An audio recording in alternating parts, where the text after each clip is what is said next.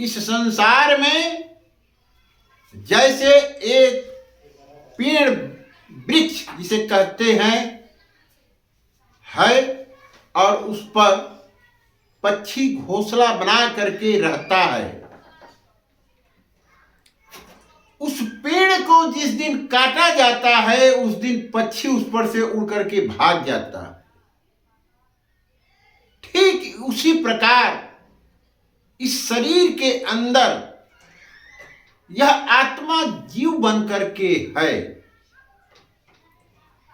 और जब इसका समय हो जाता है तो वह जीव जो है निकल जाता है और शरीर सौ हो जाता है। इसलिए कहा गया है कि अहंकार मत करो, हरि को भजो। जैसे रात्रि में स्वप्न देखते हैं, अनेकानेक आनंद मिलता है और स्वप्न टूटने के बाद सब शांत हो जाता है, ठीक ऐसे ही संसार स्वप्न रूपी है जिसको हम देख करके कहते हैं कि हम हैं, हमारा शरीर है, हमारा घर है, ये धन है, संपत्ति है, पुत्र है, परिवार है, ये सब नाशवान हैं। इस संसार में मत एक मेरे प्रभु ठाकुर जी हैं। यहां का मिलना जुलना कैसे है? जैसे हम यात्रा करने जा रहे हैं,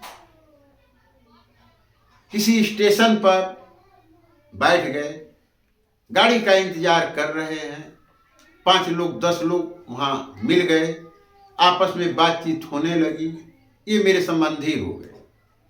हमें अगर जल लेने जाना है तो उनसे कहेंगे कि मेरा सामान देखिए भाई साहब, जल लेने जा रहे, मेरे मित्र हो गए, मेरे संबंधी हो गए। ऐसे ही मिलना जुलना संसार का जो है एक सपना है। जैसे कुएं पर या हैंडपाइप की मशीन पर प्यासा व्यक्ति पहुंचता है, वहां 2-4 लोग इकट्ठा हैं, आपस में मिल करके बातचीत करते हैं और पानी पीते हैं, तब तक आपस में भाई हैं, मित्र हैं, बंधु हैं। और वहां से हट जाने के बाद कोई किसी का नहीं। जैसे एक महासागर में काष्ठ बहता हुआ जा रहा है और दूसरा उधर से आ गया, दोनों साथ साथ मिल करके जा रहे हैं। जब तक वो साथ में गए तब तक आपस में भाई हैं, मित्र हैं, बंधु हैं। कुछ दूर जाने के बाद जल का ऐसा प्रभाव आया कि दोनों बिलग बिलग हो गए उस धारा में। ऐसा ये संसार है। तो क्यों नहीं भगवान को भज करके मुक्त हो जा रहे हैं?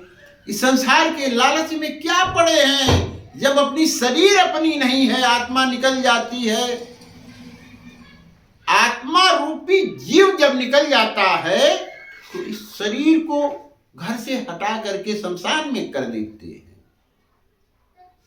जिस भाई के लिए, जिस पुत्र के लिए, जिस पत्नी के लिए हम इतना धन इकट्ठा करके रखे हैं, वही हमको शमशान घाट में जला देते हैं। कोई संबंध नहीं रहता है। इस संसार में आपस में क्या संबंध है? सपने की तरह। बंधु, यह संसार मात्र एक जो आत्मा रूप परमेश्वर है, जीव बन करके रह रहा है, वही आत्मा परमेश्वर है। इसके अलावा संसार में कोई दूसरा नहीं है। अगर आप मुक्ति लेना चाहते हैं तो मेरे हरि को भजिए।